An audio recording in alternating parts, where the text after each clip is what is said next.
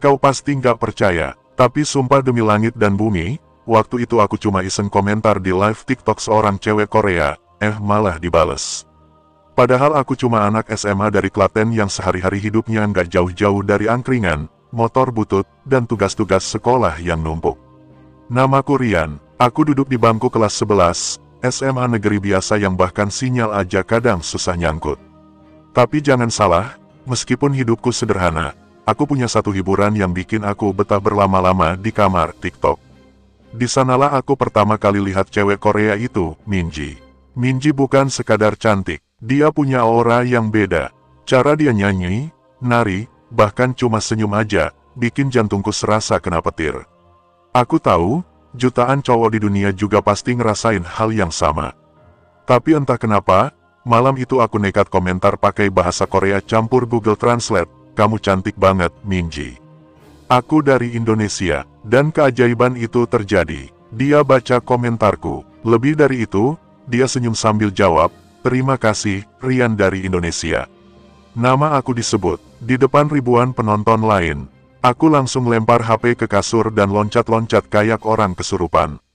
Sejak malam itu, aku mulai rutin nonton live-nya. Nggak pernah ketinggalan, kadang walau sinyal ngadat, aku maksa tetap stay. Dan entah kenapa, makin lama dia kayaknya sama aku. Bahkan waktu aku komentar, "Hari ini kamu cantik banget, Minji," dia jawab, "Kamu selalu bilang aku cantik. Tapi kamu sendiri kayak apa?" Gila, aku langsung diem, panik, tapi juga senengnya bukan main.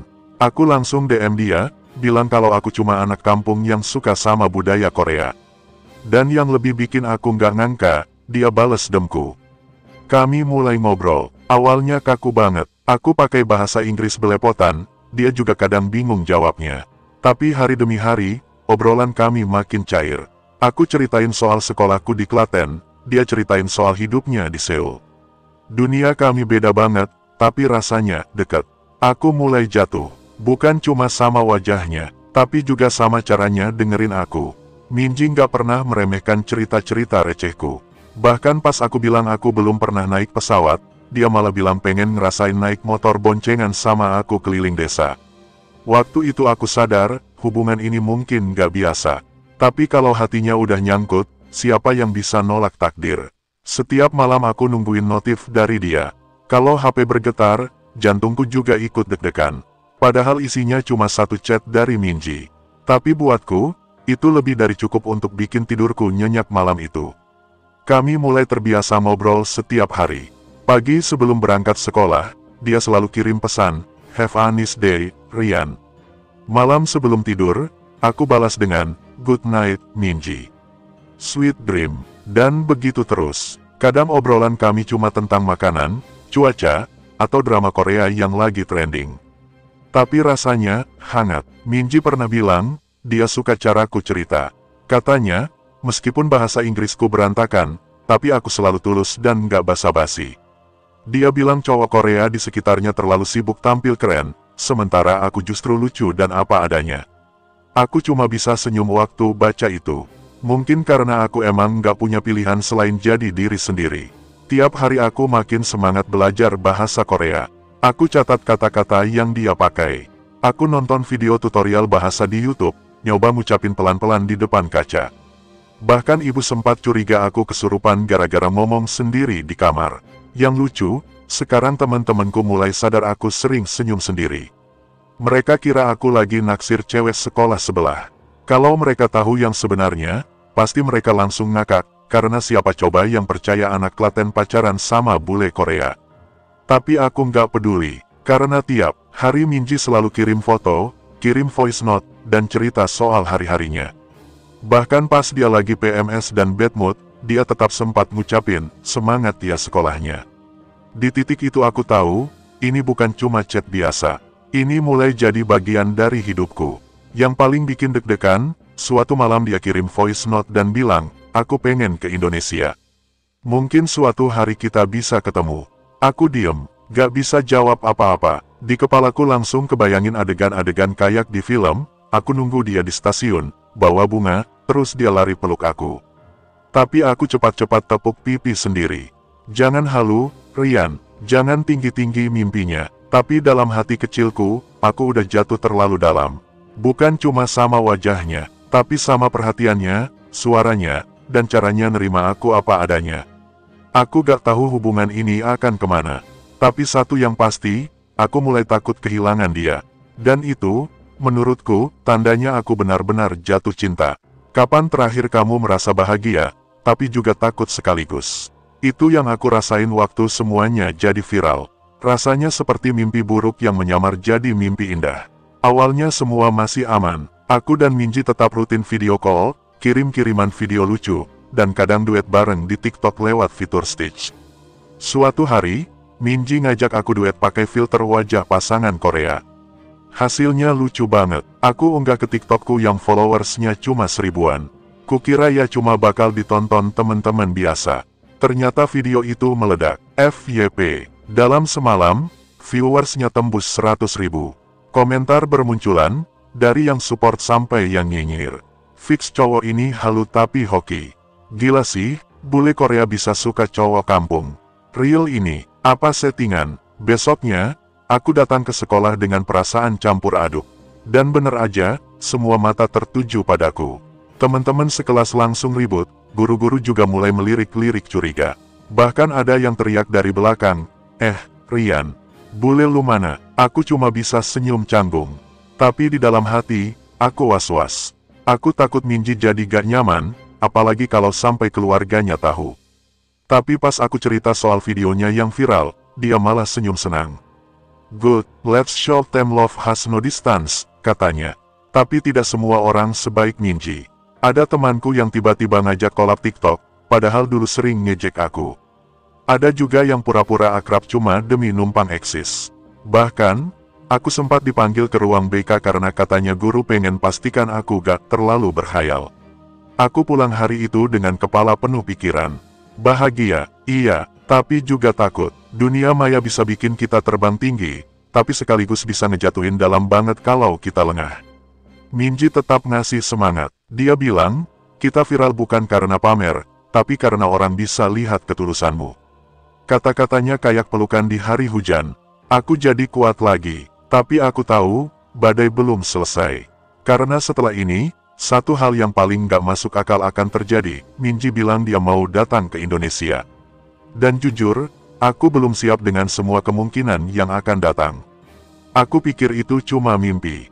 Tapi waktu kulihat dia keluar dari stasiun, rambut panjangnya ditiup angin sore, matanya nyari-nyari ke sekeliling, aku sadar, ini nyata.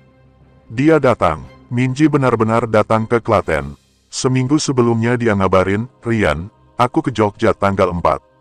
Bisa ketemu. Aku sempat panik, deg-degan, gak percaya. Tapi langsung jawab, aku jemput. Aku tabung uang, pinjam motor dari omku yang paling keren, dan minta izin ke ibu dengan alasan, teman luar negeri mau belajar budaya Jawa. Hari itu aku pakai kemeja terbaik, yang biasanya cuma buat acara nikahan. Bawa bunga matahari satu tangkai dari penjual pinggir jalan. Waktu dia keluar dari gerbong, dia lihat aku, senyum lebar. Terus, lari kecil ke arahku.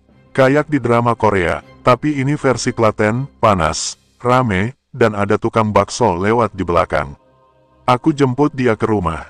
Ibu sempat syok. Loh, iki tenan bulene. Tapi untungnya ibu cepat akrab. Minji langsung nyapa pakai bahasa Jawa yang dia latih dari Google Translate, Sugeng Rawuh, Bu. Semua orang ketawa, hari-hari itu serasa mimpi hidup. Aku ajak dia naik motor keliling desa, makan sego kucing di angkringan, lihat sawah yang luasnya gak ada di Korea, dan ke candi kecil dekat rumah. Dia terus-terusan bilang, this is beautiful, Rian. Minji bukan cuma sopan, dia juga gak gengsi. Mau duduk di tikar, makan pakai tangan, bahkan bantu ibu masak tempe goreng. Bapak juga mulai suka sama dia, apalagi pas Minji bilang, Bapak Rian mirip aktor Korea yang tua.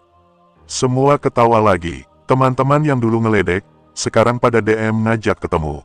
Tapi aku cuekin, karena waktu Minji bilang, aku senang bisa lihat duniamu, Rian, aku tahu, dia gak datang buat cari konten. Dia datang buat aku. Satu malam kami duduk di teras, dengar suara jangkrik, lihat bintang.